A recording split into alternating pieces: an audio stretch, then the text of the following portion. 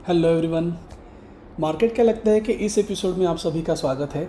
और इस वीक में हम जिस तरह से ये प्रॉफिट बुकिंग हो रहा है और आने वाले वीक में क्या संभावना है, मार्केट क्या मूवमेंट दिखा सकता है, क्या एक्सपेक्टेशंस हमारी हो सकती है मार्केट में, ये 3-4 पॉइंट जानने की कोशिश करते हैं। आज के मार्केट क्या लगता है का एक फ़्लो इस तरह से होगा कि पहले हम देखेंगे कि व्हाट्सएप मैसेज में थर्सडे फ्राइडे को मैसेजेस क्या थे, आने वाले पीरियड में, वीक में क्या होने वाला है, यह जानने के उद्देश्य से हमें ये जानना ज़रूरी है कि हमने पिछले वीकली का हमारा एनालिसिस क्या था और उस वीकली एनालिसिस के बेसिस पे हमारा मार्केट का मूवमेंट किस तरह से रहा है, मार्केट का फ्लो किस तरह से रहा है। और उसके बाद हम इंडिविजुअल चार्ट के एनालिसिस पे जाएंगे, जैसे निफ्टी का एनालिसिस है या बैंक निफ्टी का एनालिसिस है। फिर उसके बाद रेशियो चार्ट देखेंगे और इंडाइसेस, जो मेजर इंडाइसेस है जैसे Nifty 500, Nifty small cap, mid cap और निफ्टी 50, इनका एक क्यूमुलेटिव एनालिसिस करेंगे। ये सब चीज़ें करने के बाद हमें ये एक नतीजे पे हम पहुंच सकते हैं कि आने वाले वीक में हमारे टारगेट्स क्या होंगे या किस तरह से मार्केट में मूवमेंट होने की संभावना है। एक तो ये वीक बहुत ही अच्छा रहा है ट्रेडिंग के पर्सपेक्टिव से, और धीरे धीरे जो है वो वोलाटिलिटी बढ़ रही है, तो वोलाटिलिटी पे भी एक नज़र डाल के ये एपिसोड हम कंप्लीट करेंगे। एक्सपेक्टेशन ऐसा है लगभग 10 से 11 मिनट का ये वीडियो होना चाहिए, और मैं चाहता हूँ कि आप ये अंत तक वीडियो देखें। और इसमें से कुछ पॉइंट ऐसे होंगे, इस वीडियो में से कुछ पॉइंट ऐसे होंगे जो आपको अगले वीक में या ओवरऑल एज अ ट्रेडर आपकी जर्नी में बहुत ज़्यादा हेल्पफुल रहेंगे। तो वीडियो को ज़रूर अंत तक देखिए और मुझे कमेंट में ज़रूर बताइए ये वीडियो आपको कैसे लगा, और अगर आपको पसंद आता है तो ज़रूर लाइक कीजिए और अपने लाइक माइंडेड फ्रेंड्स के साथ सब्सक्राइब कीजिए। तो चलो, ये एक मैंडेटरी ड्रिल करने के बाद आगे बढ़ते हैं और हमारे व्हाट्सएप ग्रुप पे पहले जाके देखते हैं कि क्या मेरा मैसेज था। सो व्हाट्सएप ग्रुप पे 1GM का व्हाट्सएप ग्रुप है, और फ्राइडे का जो मेरा मैसेज है वो ये मैसेज कहता है, अच्छा फ्राइडे से शुरू करें, नहीं थोड़ा एक दिन पहले जाते हैं, बिकॉज वहाँ पे एक मैसेज था, अवॉइड कैरिंग शॉर्ट पोजीशंस, ऐसा एक मैसेज था। ये मैसेज क्यों था, यहाँ पे भी जाते हैं। देखिए, पहले तो सबसे इम्पॉर्टेंट पॉइंट ये है कि पिछले हफ्ते में, पिछले सप्ताह में जो मार्केट क्या लगता है का वीडियो था, वहाँ पे हम कैटेगरिकली ये बात कर रहे थे कि यहाँ से हमें अवर्ली डाउ थियरी का ट्रेंड जो है वो चेंज होने की आवश्यकता है, और वो ट्रेंड चेंज होने के बाद हमें एक बहुत अच्छा प्रॉफिट बुकिंग का फेज़ मिलेगा। अगर आपने पिछले कुछ एपिसोड्स को सुना होगा, देखा होगा, तो आपने एक बात को नोटिस किया होगा, मैं बार बार लगातार ये बात कहता रहा कि निफ्टी जो है वो आउट परफॉर्मिंग इंडेक्स है और bank Nifty under performing index है। अभी भी क्या हो रहा है कि ये सारा यूफोरिया जब हो रहा था, मार्केट एक नए हायर लेवल पे नए नए स्तर बनाते हुए निफ्टी जा रहा था, उस सिचुएशन में भी काफ़ी सारे ट्रेडर्स, इन्वेस्टर्स ये चीज़ को भूल रहे हैं कि मार्केट का जो एक अभिन्न अंग होता है वो करेक्शन होता है, और जब तक करेक्शन नहीं होती है तब तक हम ऐसा नहीं कह सकते कि मार्केट एक बैलेंस्ड स्टेट में है ना। तो करेक्शन बहुत ज़रूरी होती है, आवश्यकता होती है। एक लॉन्ग टर्म की तौर पे क्या टारगेट हो सकता है निफ्टी, बैंक निफ्टी का, ये भी हम आज की वीडियो में देखने की कोशिश करेंगे। अब थर्सडे को जो मेरा मैसेज था वो मैसेज था कि मंथली कॉन्ट्रैक्ट जब ख़त्म होता है, मंथली कॉन्ट्रैक्ट जब ख़त्म होता है, मतलब F&O कॉन्ट्रैक्ट की मैं बात कर रहा हूँ, वो समय ऐसे होता है जहाँ जिसके बाद पोजीशंस में, मार्केट के ट्रेंड में, या जिस तरह से हम कहें कि एक तरह से अगर अप ट्रेंड है तो उस अप ट्रेंड के बाद थोड़ा कंसोलिडेशन या एक प्रकार से प्रॉफिट बुकिंग होने की संभावना होती है उस फेज़ के बाद। तो वो फेज़ जो होता है वो बहुत ज़रूरी होता है।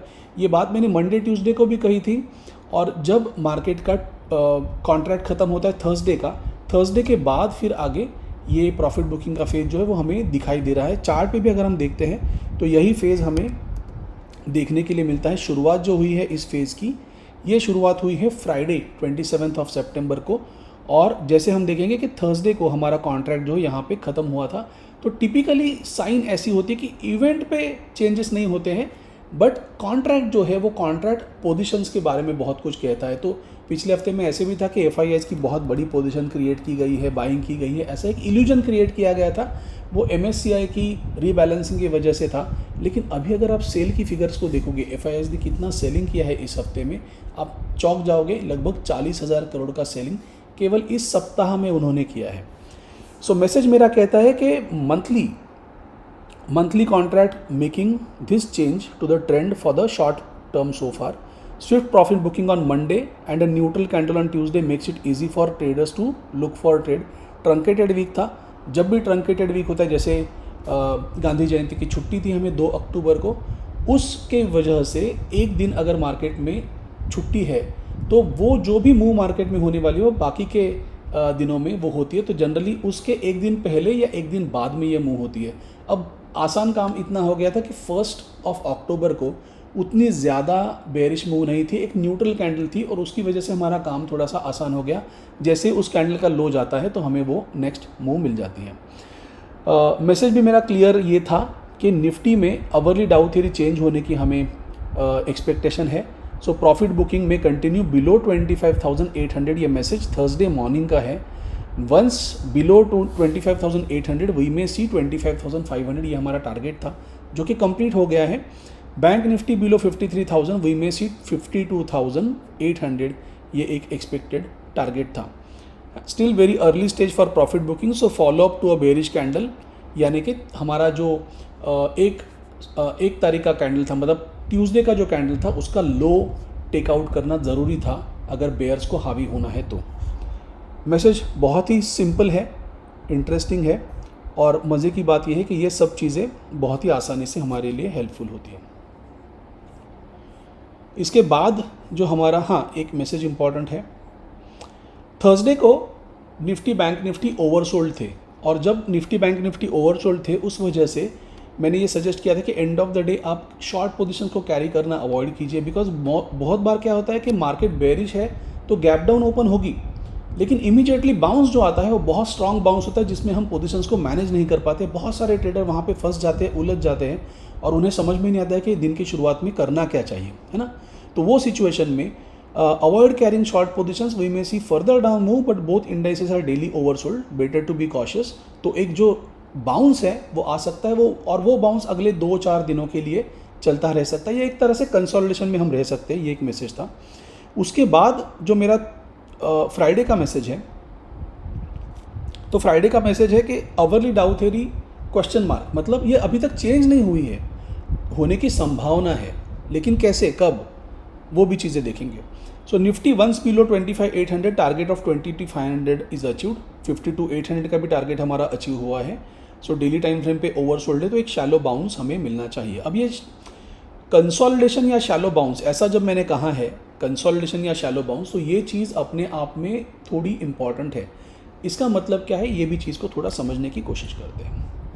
अब देखिए निफ्टी बैंक निफ्टी टोटल हम अगर देखें कि 25,000 की लेवल से 25,000 की लेवल से, इस 25,000 की लेवल से यहाँ पे 25,000 कंप्लीट हुआ था।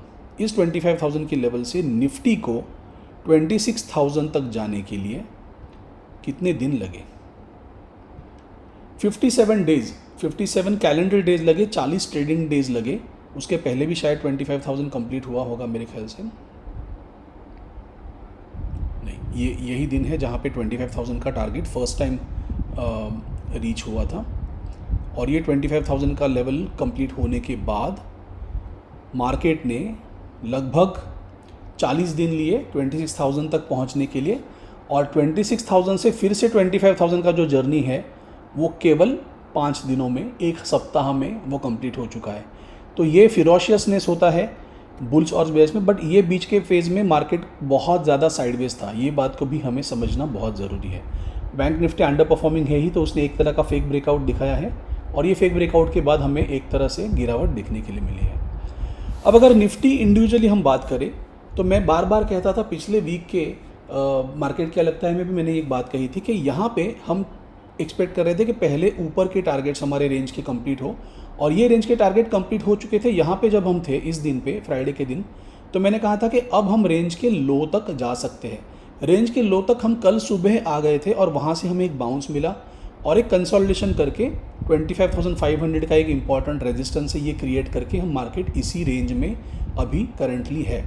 इसका मतलब क्या होता है कि अब आने वाले वीक में जो भी हमारा एक्सपेक्टेशन है वो क्या होगा, तो अगर मैं इसे डेली में कन्वर्ट करूं तो आइडियली होना ऐसे चाहिए कि ये पूरा जो एक्शन है, अब जो पूरा एक्शन है इस सप्ताह का, ये पूरे सप्ताह का एक्शन इस कैंडल के अंदर आइडियली होना चाहिए। तो पहले 3-4 दिनों तक हम इस कैंडल के अंदर हाई और लो के बीच में अगर रहे, मैं और एक यहाँ पे रेंज ड्रॉ करता हूँ और इसका कलर हम थोड़ा चेंज करते हैं ताकि थोड़ी समझने में आसानी रहे, राइट। तो इस हाई और लो के बीच में भीतर ही हमारा ये वीक का रेंज आइडियली होना चाहिए। अगर ऐसा दिखाई दे कि इस हाई को इनवैलिडेट करके प्राइस ऊपर जाने की कोशिश कर रही है, it can just be a fake breakdown. Bullish positions यहाँ पे क्रिएट करने की आवश्यकता नहीं है, या जो भी ट्रेड्स रहे वो इंट्राडे के तौर पे हो सकते हैं। अगले 2 या 3 दिनों तक मार्केट साइडवेज रहने के बाद फिर प्रोबेबली हमें ये लो टेकआउट करके मार्केट और निचले स्तर पे जाने की संभावना है। But I will not be surprise अगर इस पूरे वीक में, इस पूरे सप्ताह में मार्केट में हमें एक न्यूट्रल कैंडल अगर देखने के लिए मिलती है या पूरी तरह से साइडवेज अगर ये ट्रेंड जाता है, तो I will not be surprise. तो इस वीक में ये एक एक्सपेक्टेशन है कि अगले एटलीस्ट बुधवार तक, मतलब मंडे ट्यूसडे वेंसडे, 3 दिनों तक हमें एटलीस्ट साइडवेज ट्रेंड मिलने की एक्सपेक्टेशन है। अब आते हैं बैंक निफ्टी के चार्ट पे। हाँ, एक बात मैं कह रहा था कि इसका लॉन्ग टर्म भी एक टारगेट होगा, तो वो लॉन्ग टर्म टारगेट के पॉइंट ऑफ व्यू से अगर हम देखें तो वहाँ पे लगभग हमारा एक्सपेक्टेशन ऐसा है कि 24,000 तक का एक टारगेट हमारा कंप्लीट होना चाहिए। इस टारगेट को हम फिर से रिवाइज करेंगे जब ये 24,000 का लो जो है ये ब्रेक होगा। But let's take one step at a time. ये बहुत ही स्ट्रॉन्ग सपोर्ट है और इस यहाँ तक प्राइस आने के बाद हम इस पर रिव्यू करेंगे।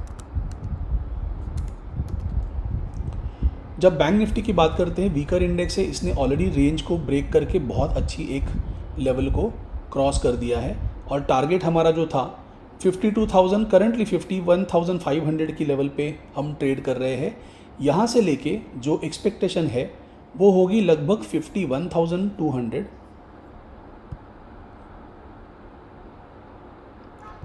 और 52,200।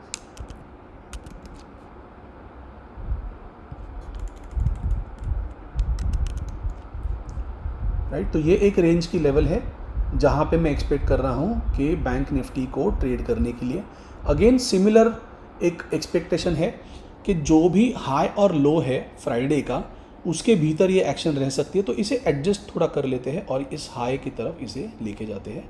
तो लगभग ये 370 का लेवल है, मैं इसे 400 कर देता हूँ तो राउंड फिगर हो जाएगा। राउंड फिगर इसलिए रखता हूँ बिकॉज ओपन इंटरेस्ट हमेशा स्ट्राइक के बेसिस पे होता है, वो कभी भी प्राइस के बेसिस पे नहीं होता है। तो थोड़ा हम स्ट्राइक के बेसिस पे ट्रेड करेंगे, थोड़ा सा हमारे लिए आसान होगा। अब ये सारी जो एक्शन है ये इसके भीतर होनी चाहिए और जब भी ये ब्रेक होगा तो ये ब्रेक होने के बाद हम बहुत ही क्विकली 51,000 के नीचे या 50,000 की तरफ बढ़ना शुरू करेंगे। ये एक एक्सपेक्टेशन है। एक बात को समझ लीजिए कि ये जो करेक्शन है ये एक वीकली करेक्शन रहेगा। तो वीकली करेक्शन टिपिकली 4 से 6 वीक तक का कम से कम हो सकता है। जैसे जैसे मूव आगे बढ़ती जाएगी और जैसे जैसे ट्रेंड होता जाएगा, we will have to review this view. और उसके बाद अगर मान लीजिए कहीं पे ऐसा होता है कि हमें एक रिवर्सल या एक प्रॉफिट बुकिंग मिलती है, एक बाउंस आता है, तो उस तरफ मार्केट का जितना भी रवैया है उसे देख के हम डिसाइड करेंगे कि हाँ इस पर्टिकुलर फेज़ में मार्केट बुलिश रहेगा या बेरिश रहेगा। जो भी हमारी एक्सपेक्टेशन है उस तरह से इन सब चीज़ों को हम देखेंगे। रेशियो चार्ट की बात करें तो वीकनेस साफ है, वीकनेस जाहिर है। Currently bank Nifty under perform कर रहा है और ये रेशियो चार्ट पे भी बहुत अच्छी तरह से झलक रहा है। एक छोटा सा बाउंस आने की संभावना है, ऐसा जब मैं कह रहा हूँ तो शायद मुझे ऐसे यहाँ पे एक उम्मीद है कि इस लेवल से एक बाउंस आ सकता है थोड़ा सा। और वो बाउंस या कंसोलिडेशन मैं हमेशा कहता हूँ, तो जैसे रेशियो चार्ट पे भी एक कंसोलिडेशन हमें दिख रहा है, उसी तरह का कंसोलिडेशन निफ्टी बैंक निफ्टी में हमें देखने के लिए मिलना चाहिए आने वाले सप्ताह में। ये एक एक्सपेक्टेशन है। और अगर हम इंडाइसेस की बात करें, आपके पोर्टफोलियो की अगर बात करनी है, तो बुल रन जब होता है, जब भी कोई बुल मार्केट चल रहा है, उस समय पे काफ़ी सारे ट्रेडर्स, इन्वेस्टर्स ऐसा सोच के चलते हैं लगभग कि ये मार्केट इनविंसिबल है और हायर लेवल पे बाय कर लेते हैं। तो उसमें क्या होता है, कहीं ना कहीं इन्वेस्टमेंट के रूल्स जो है वो आपने तोड़ दिए हैं या इन्वेस्टमेंट्स के रूल को आपने फॉलो नहीं किया है, तो उसका खामियाना भी भुगतना पड़ेगा। उसकी जो पेन है उस पेन से भी आपको जाना पड़ेगा। यहाँ पे करंट फेज़ में काफ़ी सारे इन्वेस्टर्स ऐसे हैं जिन्होंने 4 जून के बाद इन्वेस्ट किया है, तो करंटली बहुत सारे स्टॉक्स उस लेवल के नीचे चल रहे हैं। और इम्पॉर्टेंटली हमारे लिए था कि 16 सितंबर का जो लो था वो लो इम्पॉर्टेंट था निफ्टी मिड कैप और स्मॉल कैप के पॉइंट ऑफ व्यू से। तो ये लो अभी ब्रेक हो चुका है स्मॉल कैप पे, निफ्टी 500 पे, स्मॉल कैप पे, निफ्टी 50 में, और निफ्टी मिड कैप में ये लगभग उस लेवल के आसपास ही है। अगले वीक में शायद ये ब्रेक हो सकता है, but this is indicating some kind of a weakness. तो एक्सपेक्ट हम ऐसे ही करेंगे कि यहाँ पे एक कम से कम 20% का करेक्शन हमें देखने के लिए मिल सकता है, और उस तरह से ही हम हमारे इन्वेस्टमेंट्स को अलाइन करेंगे। तो अभी इस फेज़ में इन्वेस्ट करने की जल्दी मत कीजिए, कोई भी जल्दबाजी नहीं करनी है। जब भी हमें मार्केट का रिकवरी दिखे या किसी पर्टिकुलर सेक्टर में उछाल दिखे, उसके बाद ही हम ये तय करेंगे कि हमें कहाँ पे इन्वेस्ट करना है। बस आज के वीडियो में इतना ही। ऐसे ही मिलते रहेंगे आने वाले वीक में भी, और हम मार्केट की जो भी मूव है उस पर थोड़ा सा ध्यान रखेंगे और एनालिसिस करके उसे ट्रेड्स में कन्वर्ट करेंगे। Thank you so much for watching guys, I am signing off, bye bye.